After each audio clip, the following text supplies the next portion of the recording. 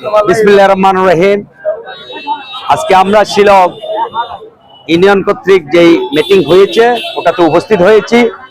শিলংবাসীর যে স্বতঃস্ফূর্ত অংশগ্রহণ আমরা দেখেছি, আমার মনে হয়েছে যে রাঙ্গুনিয়ার মাটি এবং মানুষের সাথে শহীদ সালাউদ্দিন কাদের চৌধুরীর সুযোগ্য সন্তান জনাব হুম্মাম কাদের চৌধুরীকে রাঙ্গুনিয়ার মানুষ চায়। এটাই প্রমাণিত। বারবার রাঙ্গুনিয়াতে যত ইউনিয়ন কমিটি মিটিং হয়েছে, প্রত্যেক মিটিংয়ে ওনার জনসমর্থনে সাধারণ মানুষের যে দল নেমে আসে, সেটাতে আমরা আশাবাদী বাংলাদেশ জাতীয়তাবাদী দল কখনো কোনো সময় প্রার্থী যাচাইয়ে ভুল করবে না।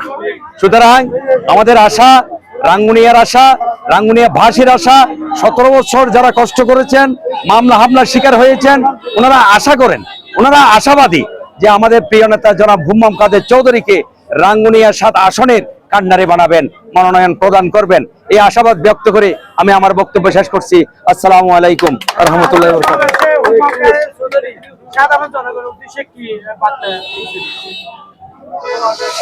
হুম্মাম কাদের চৌধুরী তো রাঙ্গুনিয়ার উপ ব্যক্তিরই সাধারণ জনগণের সালাউদ্দিন কাদের চৌধুরী যেভাবে লইয়ে বুকুত, হুম্মাম কাদের চৌধুরীও সেভাবে বুকুল লইয়ে। হুম্মাম কাদের চৌধুরী মনে করে যে রাঙ্গুনিয়ার মানুষ ওর ভাই, ওর চাচা, সমস্ত কেউ রাঙ্গুনিয়ার সমস্ত কেউ হুম্মামর আপনজন।